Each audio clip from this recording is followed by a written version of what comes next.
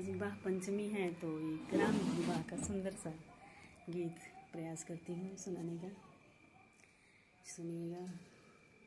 स्वर्ग से सुंदर आज, स्वर्ग से सुंदर आज लागेली धरतिया, सोना हो सखिया। राम जी के मोहिनी मूर्तिया, सुना हो सखिया, हो सुना हो सखिया। राम जी के मोहिनी मूर्तिया, सुना हो सखिया। लागता मूर्तिया जी अपने गढ़ल बा, लागता मूर्तिया जे अपने गढ़ल बा। कोटि कोटि सूरज और चंद्रमा गढ़ल बा, कोटि कोटि सूरज और चंद्रमा चढ़ल बा। पूरा सृष्टि के भीतर हो, पूरा सृष्टि के भीतर सुना हो सखिया, सुना हो सखिया। राम जी के मोहिनी मूर्तिया, सुना हो सखिया, सुना हो सखिया। स्वर्ग से सुंदर आज, स्वर्ग से सुंदर आज लागेला धरतिया, सुना हो सखिया। राम जी के मोहिनी मूर्तिया, सुना हो सखिया।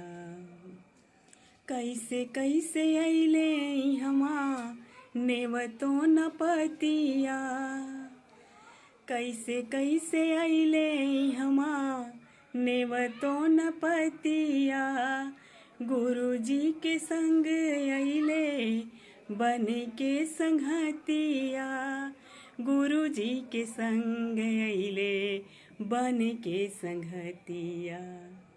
उठे आनंद लहरिया, सुना हो सखिया, हो सुना हो सखिया। राम जी के मोहिनी मूर्तिया, सुना हो सखिया, हो सुना हो सखिया। और क्या है। लटे घूंघरा ले जापे मवरी सवारे, लटे घूंघरा ले जापे मोरी सवारे। नैन कजरारे और होठ रत्नारे, बिहसत सुंदर बदनमा, सुना हो सखिया, सुना हो सखिया। बिहसत सुंदर बदनमा, सुना हो सखिया, सुना हो सखिया। राम जी के मोहिनी मूर्तिया, सुना हो सखिया। दुल्हा के रूप जब जनक जी देखले, दुल्हा के रूप जब जनक जी देखले। योगी लोग योग भूली समाधि में घुसले, योगी लोग योग भूली समाधि में घुसले। जनक जी भैले आज विदेहवा, सुना हो सखिया, सुना हो सखिया। राम जी के मोहिनी मूर्तिया, सुना हो सखिया, सुना हो सखिया। स्वर्ग से सुंदर आज लागेली धरतिया, सुना हो सखिया। राम जी के मोहिनी मूर्तिया, सुना हो सखिया।